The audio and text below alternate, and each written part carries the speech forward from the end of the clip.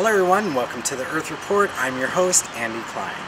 Well, the Cove's Academy Award-winning star Rick O'Barry, together with CEO and founder of Australia for Dolphins, Sarah Lucas, are set to announce a lawsuit filed against the Taiji government over a rare albino dolphin named Angel. Angel is owned by the Taiji government and kept in the Taiji Whale Museum under reportedly neglectful conditions. We take you to the press conference now. We are here today to announce that Australia for Dolphins and Earth Island Institute's Save Japan Dolphins and Dolphin Project have launched the first lawsuit against the town of Taiji in relation to its notorious dolphin hunts. In particular, the lawsuit seeks to help Angel, the rare and highly valuable albino calf who was taken from her mother in a dolphin hunt in January and is now displayed in cruel conditions at the Taiji Whale Museum. The museum is not allowing law-abiding people who wish to observe Angel to enter and has turned some people away based purely on their appearance. The Action for Angel lawsuit asserts that the museum's conduct is a violation of Article 14 of the Japanese Constitution, which prohibits discrimination based on race. Our legal advice is that we have a very strong case. If successful, Action for Angel will ensure dolphin welfare observers and experts have vital access to Angel. It will open the museum to cameras and public scrutiny, and we hope when the world sees what the museum is trying to prevent observers from around the world seeing, it will create overwhelming pressure for Angel's conditions to be made humane. I go to Taiji when I can to try to observe Angel. She's a very rare dolphin, captured very violently. Video footage of that captured. Her entire family was slaughtered right in front of her mother, which is really foolish just from a business standpoint. When you kill the mother and take the baby away, the chances of survival are diminished greatly. And so it creates a sense of wonder. If they don't know that basic thing, what else don't they know about taking care of dolphins? There's a sign in the Taiji Whale Museum that says, "Dolphins are the cockroaches of the sea." It's there today. You can go read it. And this is a place that has many dolphins. So it just gives you an idea of how they're treated, what they're thought of. What I would like to see happen, and it's a very simple piece of business, is to take Angel out of that tank and just go a few hundred meters in front of the building that she's in natural seawater, and construct a temporary floating pen where she could be in natural seawater, experience the tide, the current, have some shade, and maybe be with another female instead of being in a tank with two alien species constantly raped and bullied.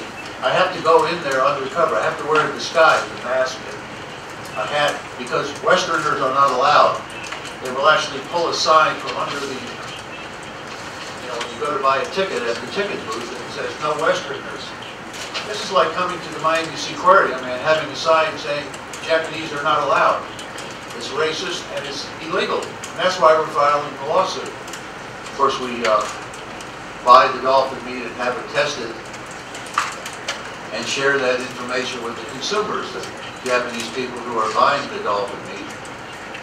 And a lot of them have stopped buying it because it's contaminated, all of it is contaminated with mercury, menthol mercury, and PCBs.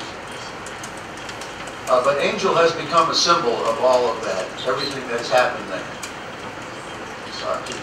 Millions of people all over the world, they see her as a symbol of the hundreds of thousands of dolphins who have been slaughtered there at the Cove.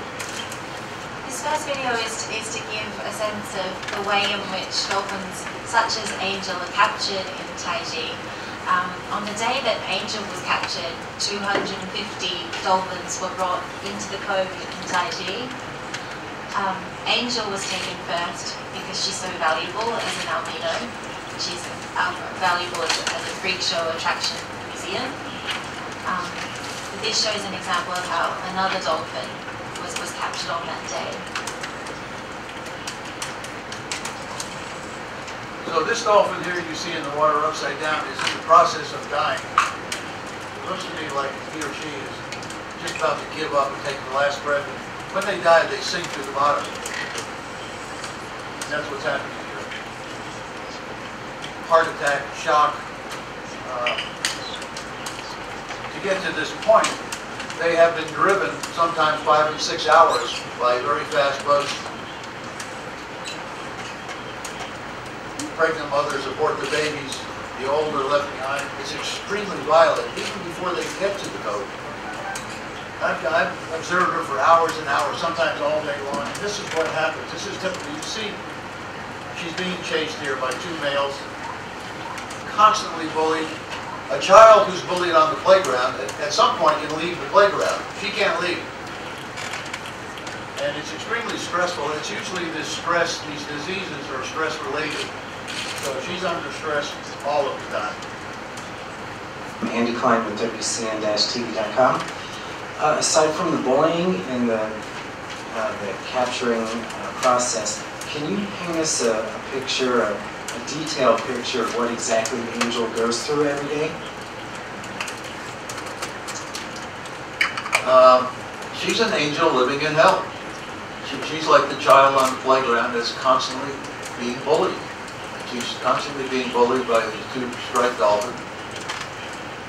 She lives in a show tank. The tank is designed with the tourist in mind, not with dolphins in mind. It's about the size of this room. It has a large tube going through it of acrylic so that tourists can walk through it. And you can see the dolphins all over the tank.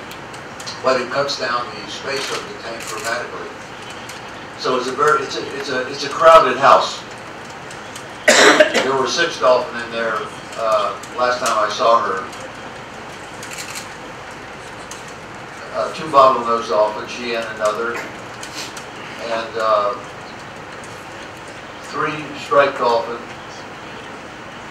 and Pan-Pacific spotted dolphin. So they've got these. They're speaking different languages. They don't even speak the same language. So she should be outside that building in a natural sea pen.